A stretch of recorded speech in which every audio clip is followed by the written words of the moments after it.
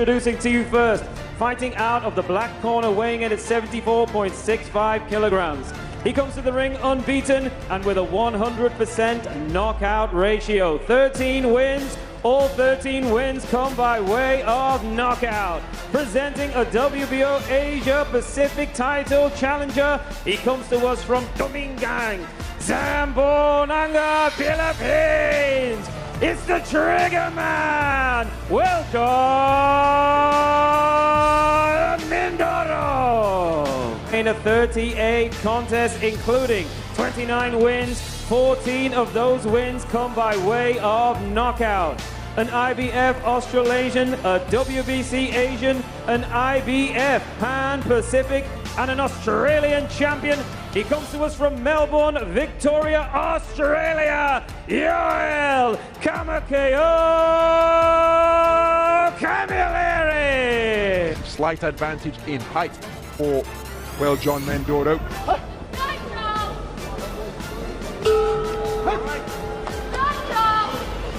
So the opening round underway. 8 3-minute rounds for the Asian Continental title at 75 kilogram middleweight. Two accomplished operators, and a man wearing the black trunks trimmed with gold is the undefeated professional Weljon Mendoro. 14 fights, 1 draw, 13 wins, all of them coming inside the distance. No stranger to fighting outside of the Philippines, because his last 2 contests have been in the United States, where he has produced a KO of the year candidate in July against Tyler Goodjohn, getting him out of there in the second round of a contest scheduled for 8. As for Joel Camilleri, he competing in his 3rd contest of 2024. Spoke to Camilleri yesterday. Said that he admires Andre SOG Ward, 2004 Olympic champion, still the last American male to claim Olympic gold. Claressa Shields, of course, took 2 Olympic titles in London and Rio. And he said the ring IQ of Andre Ward is what he admires. He said that facing a puncher of this caliber and this repute really didn't hold any fears for him, which he scores with a flicking jab. Then he doubled it up, not too accurate with the second pair of lead lefts, but he said that he intends to use that shot to frustrate the puncher. He said he's been in with punches. He lands a looping roundhouse right. He said that the pressure that he will bring with his elusiveness, his ring craft and variety will just render Mendoro a frustrated figure, and then he'll start looking for the KO. And in the meantime, Camilleri told me that he will be piling up the points. He said this an opportunity to showcase his skills, because at his best he feels he's a match for anyone. So no shortage of confidence for the man from Melbourne. Since he moved to Sydney to manage the Costa Zoo, the Costa Zoo boxing school. His contest with Tim Zhu, moved into that role earlier this year. Right cross, left hook to the body, left hook on the inside, landed by Camilleri. Again, Camilleri just content to box behind a low-held guard, protecting his abdomen with that lead right hand, the left hand wandering around his quad and kneecap. Walks his man back across the ring. Remember, both men scaling an identical 74.65 kilograms. Good use of the feet as darting laterally, both left and right, is Camilleri. Weljon Mendoro seeking to pin him against the ropes, bringing square in there. He did get through the power driving right cross and unloads a couple of punches to the body. Left hook after turning the tables, landed by Camilleri. That's a better BO out at ringside, another undisputed champion. Everywhere you look. Speaking of powers, prior to going the distance with Dimitri Bivol in that battle for the undisputed title at 175 pounds light heavyweight, 100% KO ratio for a man at the top of his profession as a reigning world champion. He knows a thing or two about power, but not loading up everything within his shape. As good right hand to the body, followed by left hook upstairs from Camilleri, but then Mendoro backing his man across the ropes with a forward foray, but keeping his composure under fire and answering with a single was Camilleri. Mendoro just seeking to end that little coming together with a right uppercut, but pulling the trigger first against the trigger man is Camilleri. Now backing him up to his own corner with nudging right uppercuts, and it's physical on the inside. So action just on the edge of range as Camilleri continued continuing to be, oh, what a beautiful left jab, my goodness, came out on an upward trajectory from out of the line of sight of Mendoro, from around the kneecap, just cracked right into his face to disrupt his forward movement. Beautiful shot with that lead left from Camilleri, as the two men test the tension of the strands just above our commentary position. Approaching the halfway stage with the overhand right from Camilleri with a speculative shot, continuing to move effectively laterally, both clockwise and counterclockwise. Mendoro, quick-footed with his advances, trying to close the gap, but invariably the man breaking the standoff by letting his hand go first is Camilleri, and it's a disruptive staccato rhythm that he's boxing at, and Mendoro hasn't yet got to grips with that rhythm to demonstrate his own time.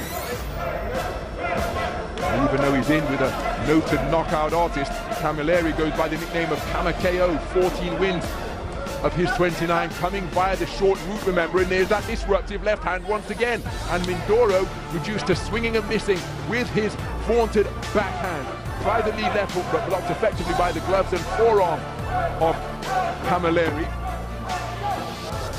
So Mendoro continuing to shape up nicely. Camilleri, again, dynamic figure up in the boxing ring as he circumnavigates, his back skimming against the ropes. Turns the tables once more. Mendoro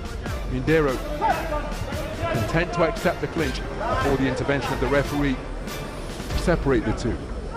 Closing seconds of the second round, and again, just even though Mendoro made his man miss and came out of a crouch with a speculative overhand right, the dynamic darting and elusive movement of Camilleri just give you the impression that he's controlling the tempo, or at least setting the tempo. Yeah. You've got to stay patient if you're Mendoro, but you've got to start making a little bit more contact on Camilleri. As we said in an earlier fight, shoulders, forearms, whatever, just make sure you start landing.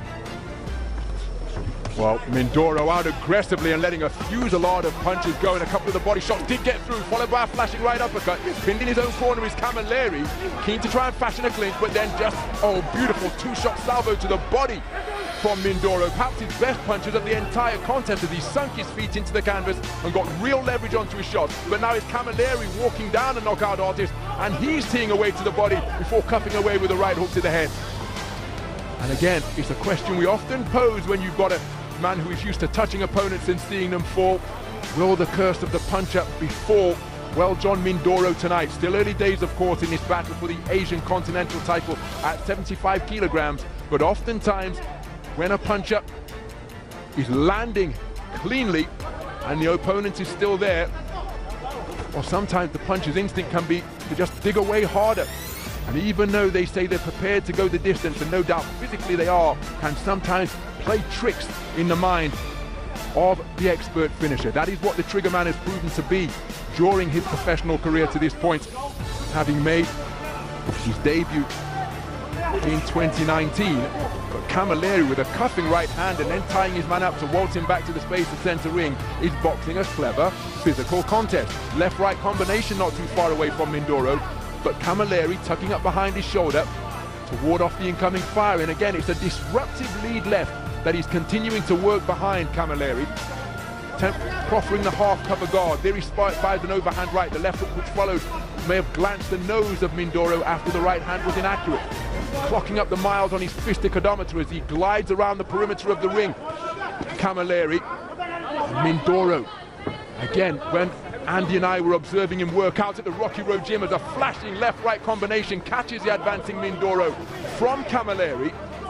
He's possessed of that timing that just produces a distinctive sound. Overhand left was a barroom brawl of a blow from Mendoro. Couldn't quite find the range as he walked his man down, but Camilleri landing with the inside of the glove, and then an altogether cleaner right hand, and another one from Camilleri, followed by a left hook, boxing beautifully off the ropes as Mendoro tries to respond with a right uppercut of his own. But he's walked back across the ring by Camilleri, who is just neutralizing the bombs that are housed in the boxing gloves of the left and right fists of Mendoro. Terrific work by Camilleri to smother the man from the Philippines. He's looking for a right hand off the back.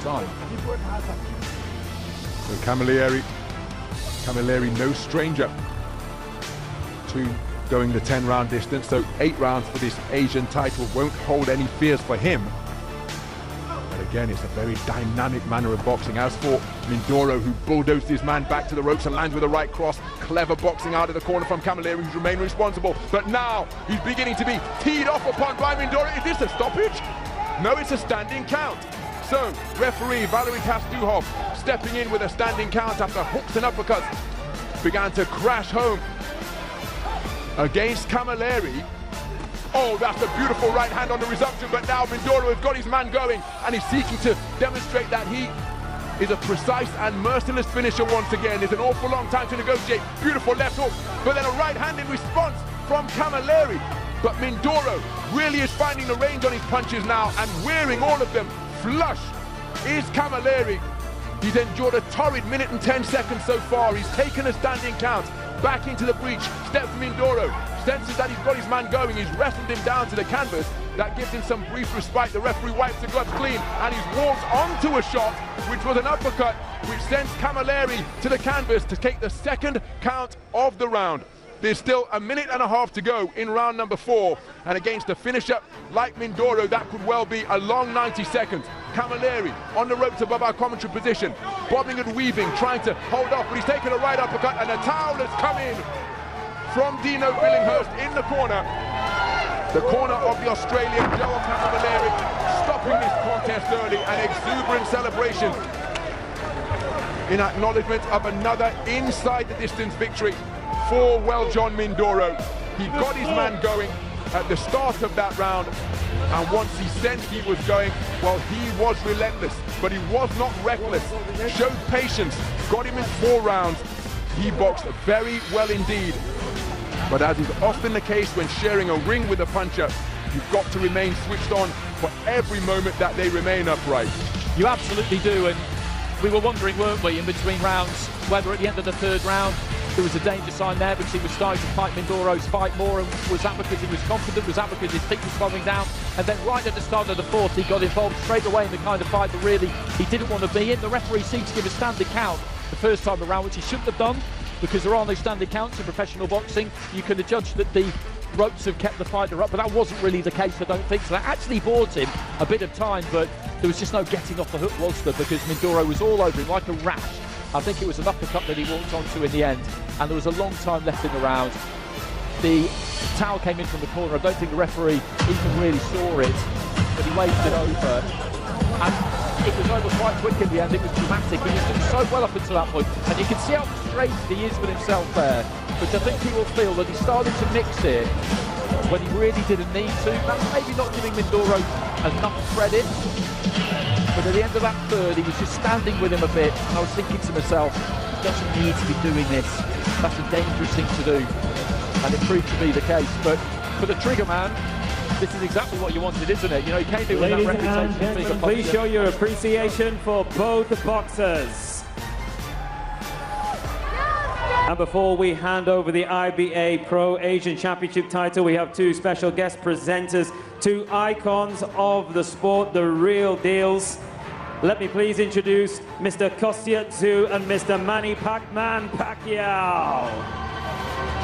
Well, what a presentation party on hand to give the prize to Weljon Mendoro. Ladies and gentlemen, after 8 rounds of boxing, we go to your judges' scorecards.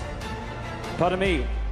The contest ends in round number 4. The official time, 1 minute and 40 seconds of round number 4. Therefore, your winner by TKO from the Philippines, the Trigger Man, Weljon Mendoro. So Weljon Mendoro retains his undefeated record and extends his perfect KO streak. That is now once again in the ring, 2 icons of boxing, Mr. Kostya Tszyu and Mr. Manny Pacquiao. 14 wins coming inside the distance, courtesy of a 4th round technical knockout produced at the 1 minute 40 mark of round number 4. And that's not a bad photograph, is it? Kostya Tszyu, New York, and they on hand to present the Asian Continental title to Weljon Mendoro.